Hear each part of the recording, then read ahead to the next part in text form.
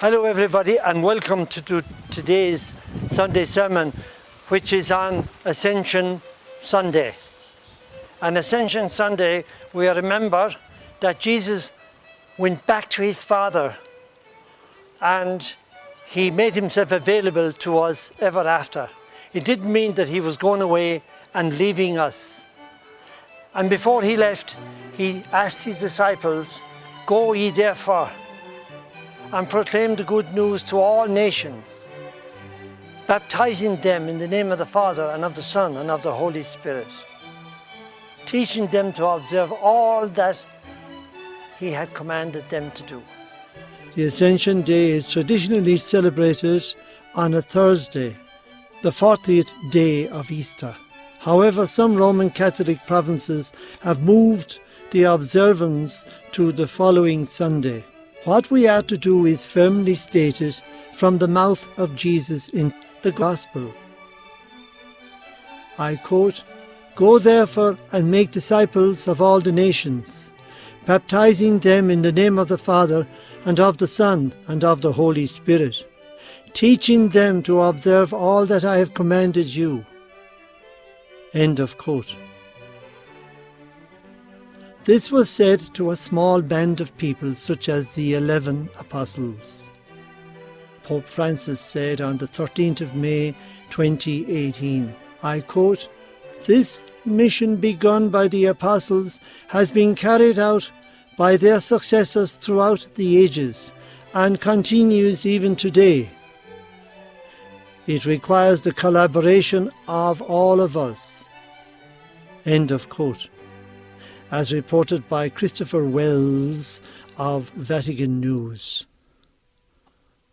How do we collaborate with the bishops and the priests in this great mission of making disciples of all nations? Us, mere Christians, mere Catholics.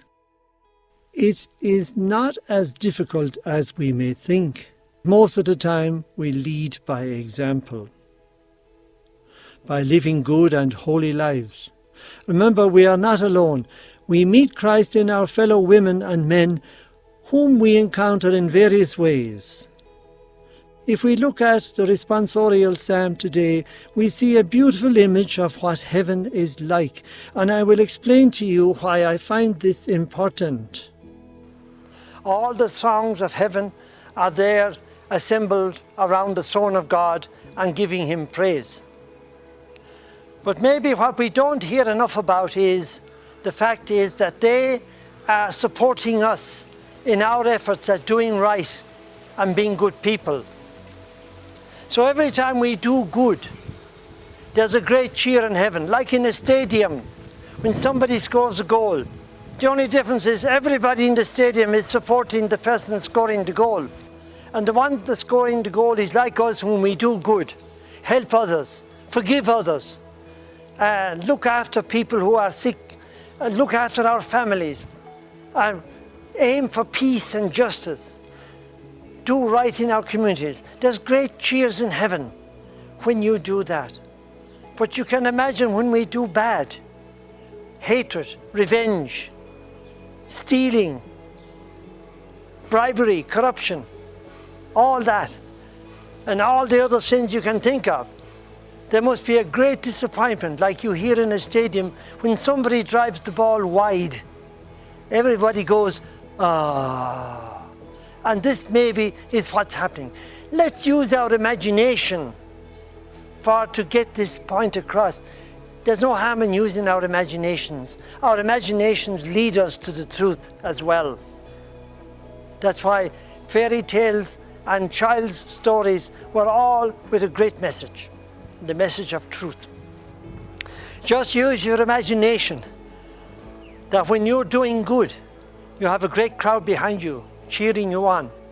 But when you do bad, there is a great sense of disappointment among the saints and the angels. And remember all the saints, the communion of saints, all the wonderful people that are there, the ones we commemorate and love, St. Francis, St. Thomas Aquinas, etc., St. Patrick, etc., etc., all the saints. They're there clapping and praising us.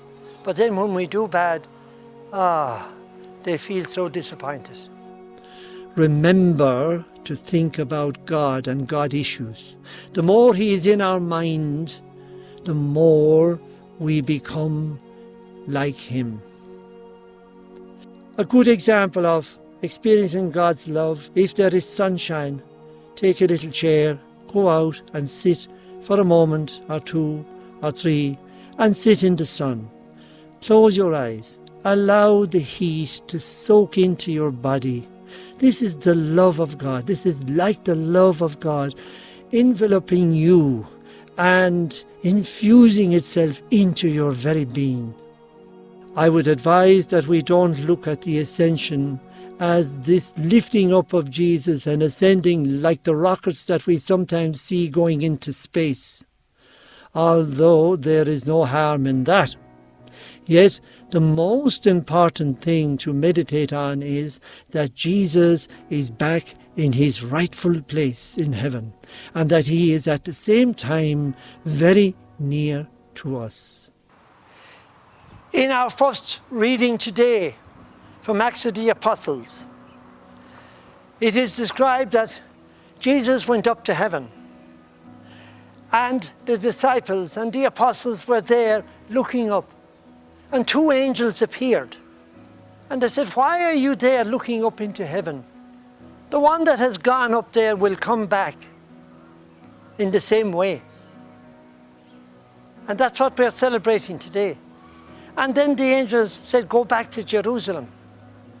Remember what He told you to do." And the disciples went back to Jerusalem, and they waited for the Holy Spirit, which we will be celebrating next Sunday.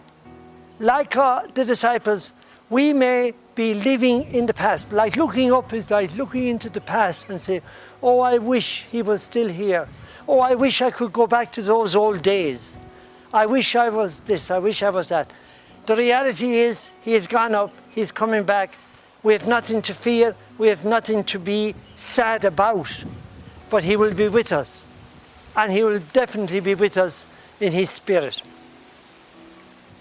So we get on with our lives when bad things happen, and when we find that we are still here and we are still living and breathing. We may not be totally fully fit, yet we are here, and God has given us another chance if we have been sick and now we are okay, or even if we are still sick and there's no hope for us. Let's put it all in God's place. Don't live and wallow in self-pity. Jesus is with you. Who else would be better to help you through these moments? And if God's will is that we should be healed, it will happen. May God bless you. Also today we are remembering the United Nations peacekeepers. It's a remembrance day for them. And 4,200 of United Nations peacekeepers have been killed in action during their duties of trying to keep peace in countries. And we remember them especially. And we remember also those who are still on the field and out there in the front lines, as it were, trying to make a difference, trying to bring peace. May God be with them also. And all of you, if you're looking at this and you're a peacekeeper, God bless you. Not only soldiers, which we love and honor and are so grateful for their service, as well as police, but also lay people who decide to go out and help the situations that the world is in at the moment. May God bless you all. Bye for now. Have a lovely Sunday and a lovely peaceful week.